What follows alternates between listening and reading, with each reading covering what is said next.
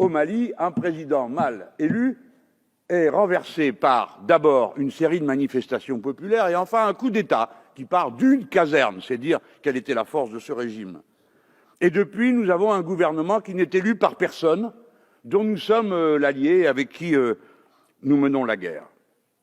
Des voix s'élèvent pour que d'autres encore soient intégrés dans la coalition. Hier, j'ai entendu à la Commission des Affaires étrangères le représentant du groupe Modem demander que le Sénégal soit également inclus. Heureusement, le ministre a répondu qu'il était contre cette dilution et j'ajoute que, bien évidemment, nous sommes tout à fait contre une telle dilution de la situation. Ce gouvernement, légitime ou pas, il se retrouve pris dans un accord d'Alger dont le ministre dit qu'il est excellent, après tout le ministre a le droit de le penser, mais il apparaît, si mes informations sont bonnes, que ni les représentants de l'opposition au Mali, ni le gouvernement de fait n'en approuvent le contenu parce qu'il y voit une opération de partition de son pays.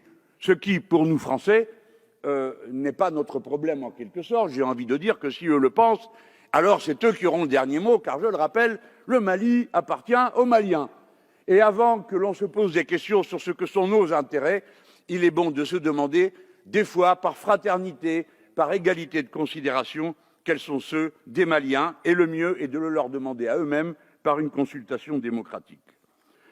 Voici où nous en sommes. 8 ans de guerre, 55 Français morts, 5 milliards d'euros dépensés, 2 millions de civils déplacés. Cette année, 12 de nos militaires sont morts, 2 millions d'euros par jour. Souffrait qu'on pose une ou deux questions. Je le dis encore une fois, mon intention n'est pas ici de rendre plus difficile la situation de mon pays. Ce n'est pas l'objectif. L'objectif est d'interroger et de faire entendre. Nous sommes en guerre, quels sont les objectifs? Disons-les clairement, je veux dire d'une certaine manière, vous savez comme moi, madame, monsieur le ministre, que nous nous retirons un jour. Personne dans cette salle ne dit, nous sommes là pour toujours. Alors à quelles conditions? C'est cela qu'il faut dire. Et comment compte-t-on les atteindre? À quelles conditions? Que faisons-nous là-bas? La guerre au terrorisme? Depuis quand la France fait la guerre à des concepts? Ce sont les États-Unis qui font ça. En Afghanistan, et on a vu le résultat. Qui est notre ennemi au Mali? Qui?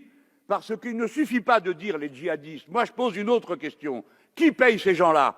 Personne ne fera croire que les malheureux qui sont maintenant achetables pour peu dans une carrière militaire autour du lac Tchad qui se vide et où la catastrophe écologique devient une catastrophe politique. Qui les paie?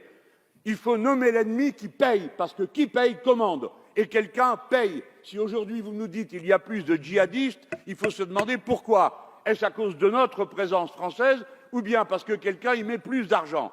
Ceux-là doivent être pourchassés et punis, parce que c'est eux qui organisent le désordre dans toute la zone. Monsieur le ministre, madame la ministre, dites-nous qui est le bailleur de fonds de la guerre que nous mènent nos ennemis. Merci, Monsieur le Président. Mélenchon. En effet, il faut conclure d'un mot. Monsieur le ministre, nous ne sommes pas d'accord, je l'ai bien vu hier. La paix ne peut pas se construire avec des tyrans. Nous sommes en train de reconstruire l'image de la France dans cette zone. Elle ne peut pas être une image militaire. Nous ne devons pas passer pour des occupants, car je sais bien que personne en France n'a envie d'occuper le Mali. Alors il faut le montrer, que le Mali soit libre, et la première chose que nous avons à y faire, c'est d'aider à organiser des élections honnêtes.